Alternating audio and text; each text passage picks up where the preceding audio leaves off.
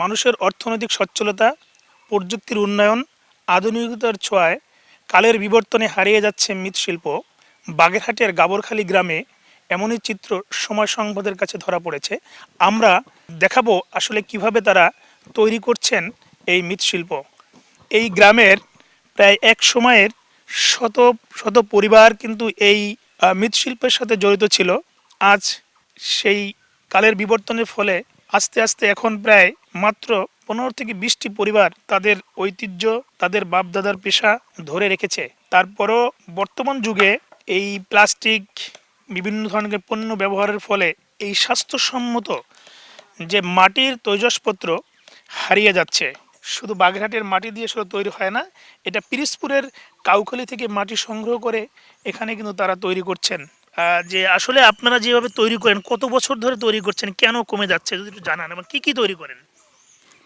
এই 4 কাপ, তারপরে ওই থালা, সরা, বাসন, ওই ব্যাং, বদনা, ঘটি, তারপরে এই সাজের পিঠার সাজ, সরা টরা, হাঁড়ি পাতিল, এই সমস্ত তৈরি করি।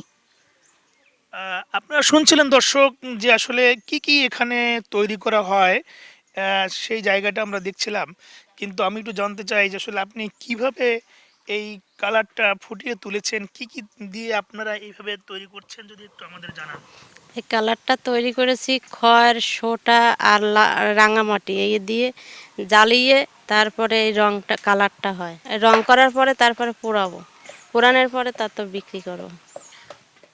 শুনছিলেন যে আসলে কিভাবে তারা এটাকে কালার করে তারপরে পোড়ানোর ব্যবস্থা করেন। যদি আমি একটু এই পাশে আরও দুজন এখানে বৃদ্ধ এবং মধ্যবয়সী নারী রয়েছেন, তাদের কাছে আমরা জানতে চাইব যে আপনারা এটা কি তৈরি করছেন। আমরা এটা তৈরি করতেছি ফাইসা জালের কাঠির চারা তৈরি করতেছি, বিভিন্ন ধরনের মাল তৈরি করি। এর ব্যাং, বাটি, সাজ, কবুতরের বাস্ক, তারপর ডাইসের পিদ্দুপ, এইগুলো যখন যেটা মাল চলে তখন সেইটা আমরা বানাইয়া বিক্রি করি। আমি একটু জানতে চাই যে আসলে আপনারা পরিবারের কয়জন সদস্য, এতে কি আপনার সংসার চলে কিনা, বা মানে কি এর সাথে এর বাইরে আর কোনো মানে ব্যবসা বাণিজ্য বা কোনো কিছু আছে কিনা? এর বাইরে কোনো ব্যবসা বাণিজ্য নাই, এ দিয়ে সংসার চলে না, যে হেতে হয় না।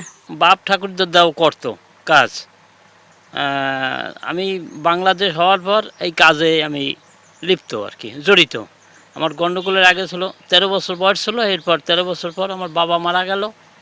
বাবা মারা যাওয়ার পর আমি এই কাজে আস্তে আস্তে আস্তে আস্তে জড়িত হয়েছি। আমার বড় ভাই ছিল, তার কাজ দিয়ে আমি কাজ শিখেছি। আমার মেলামাইনের এই বেরিয়েছে, এই প্লাস্টিক, ওই স্টিল জাতীয় এই বাইরিয়া এই মাটির মালপত্র চলে, খুব কম চলে।